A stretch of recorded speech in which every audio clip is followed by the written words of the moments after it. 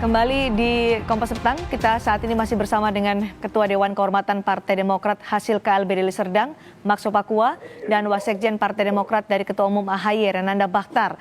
Pak Max, karena Anda menuding ada pihak-pihak tertentu di Partai Demokrat yang belum tersentuh hukum meskipun sudah menikmati hasil dari korupsi proyek Hambalang, Anda siap untuk membongkar semua nama, memiliki juga atau membongkar bukti-bukti yang Anda punya? Saya kira bukti-bukti itu tidak perlu kita bongkar lagi. Publik sudah mengetahui dan bukti-bukti itu kita ambil aja kepada mereka-mereka yang sudah bersaksi. Siapa saja yang belum dipanggil dan lain-lain sebagainya. Anas Urbaningrum sendiri mengatakan bahwa sebaiknya Pak SBY dan Ibas lah bisa juga bersaksi, saksi untuk kebenaran dan lain-lain begitu. Yulianis juga ngomong seperti itu. Jadi kalau misalnya Pak Renanda bilang bahwa alangkah bagusnya kalau mau dibuka lagi, syukur alhamdulillah puji Tuhan bahwa ini kita buka karena anggaran negara itu terselip di situ, itu kurang lebih 3 triliun yang belum diselesaikan, Mbak. Okay. Sehingga Pak Jokowi sekarang dengan niatnya yang luhur mau membenahi dan melanjutkan proyek Hambalang itu yang kami dorong Partai Demokrat yang hasil KLB di Sumatera Utara di Sibolangit mendukung 100% apa yang mau dikatakan atau dilakukan oleh pemerintah melanjutkan proyek Hambalang ini. Karena di situ ada uang 3 triliun. Kalau kita mengatakan bahwa Pak Andi Malarangeng sudah selesai, tapi selesai secara hukum, tetapi persoalan anggaran yang belum diselesaikan itu kan juga masih tertahan. Berapa biaya banyak yang uang negara yang habis di situ. Jadi kalau Pak Renanda bilang, oke kita buka-bukaan, ya, bagus sekali itu Pak Renanda dan itu ditungguin gitu. Pak Renanda, gimana? Ditunggu juga untuk buka-bukaan? Ya, saya masih agak bingung sebenarnya Pak Max ini sebenarnya masih pejabat tinggi di Partai Emas atau sudah masuk Demokrat versi KLB di Medan karena harus jelas dulu nih standingnya karena belum pernah dengar juga Pak Max ini mundur dari Partai Emas. Tapi begini, soal Hambalang sekali lagi. Ini kan sebenarnya kalau memang pihak sana bukan hanya sekedar mau bikin isu hoax lagi, fitnah lagi. Sebenarnya kan kalau ini harus mereka ajukan novum baru ke pengadilan. Sehingga ini bisa dibuka lagi, disidang lagi. Tapi apa yang dilakukan oleh mereka kan nggak sampai ke sana. Jadi hanya bikin isu-isu, nyebar hoax lagi kalau nggak terbukti.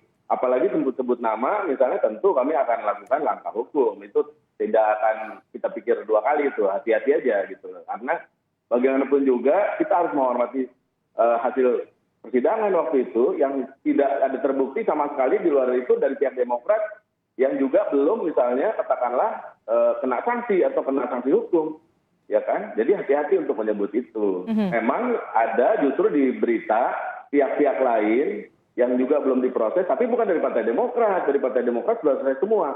Pendidikan soal itu sudah selesai. Nah, jadi sekarang saya sih sarankan sebaiknya daripada bangun isu-isu baru, alihkan isu dari mereka yang belum juga mendapat jawaban dari Kumham. Kalau kami ini berkonsentrasi pada menunggu tanggapan dari Kumham tentang apa yang mereka ajukan kemarin. Apakah itu diterima atau tidak? Kami berharap dari Kumham dengan dasar konstitusi dan semua yang sudah Mas Renanda. Kalau nggak ada bukti baru, nggak ada novum baru, ya ini hanya sekedar isu, Pak Max. Iya, oke gini. Ya, saya tanggapi dulu Pak Renanda gitu ya. Jadi Pak Renanda ini ya, saya mungkin matanya pecek atau dia tidak pernah membaca gitu ya. Kalau dia menyinggung saya dengan Partai Emas dan dia mengatakan bahwa mana surat keluarnya dari Partai Emas. Bukalah itu di Kumham sana. Apakah ada nama Partai Emas di Kumham? Ya. Partai Emas itu belum jadi, baru ngumpul-ngumpul mau membuat Pak Max, kita fokus pada jadi soal Hambalang, soal bukti dan tadi tudingan-tudingan. Tunggu dulu orang-orang Partai Demokrat. Tunggu dulu Mbak Cindy, saya harus klarifikasi satu-satu sehingga jelas kepada masyarakat gitu kan ya. Jadi seperti misalnya Ustadz Dasab Latif itu bilang beleng-beleng, Pak Renanda ini beleng-beleng, dongo. Kita tidak menggunakan kalimat-kalimat yang provokatif dan kalimat yang kasar ya Pak Max, dengan segala hormat supaya kita berbicara dengan kepada publik di sini. Di sana nggak ada surat dan saya kirimkan surat terbuka kepada semua. Jadi kalau dibilang bahwa saya terdaftar sebagai partai emas, silakan cek ke Kumham, apakah ada partai yang nama partai emas di situ. Itu baru persiapan, belum baik. apa-apa gitu. Selanjutnya, apa lagi Pak yang mau ditanyakan, Mbak? Terkait dengan tadi, kalau tidak ada novum baru tidak ada bukti, hanya sekedar isu saja tudingan Anda tadi. Ya, saya kira bukan tidak ada bukti. Hasil pemeriksaan dari para saksi-saksi itulah yang kita ambil gitu loh Mbak Cindy. Anda sudah mendengarkan kan, dan saya kira Anda siarkan juga berkali-kali di Kompas TV. Apa yang disampaikan oleh Anas Urbaningrum, Anda disampaikan oleh Yulianis, apa yang disampaikan oleh Nasarudin. Siapa-siapa saja yang terima uang, ya kan? Nah sekarang ini itu yang kalau dibilang Pak Renana mau dibuka, mari kita buka bersama-sama, syukur alhamdulillah puji Tuhan.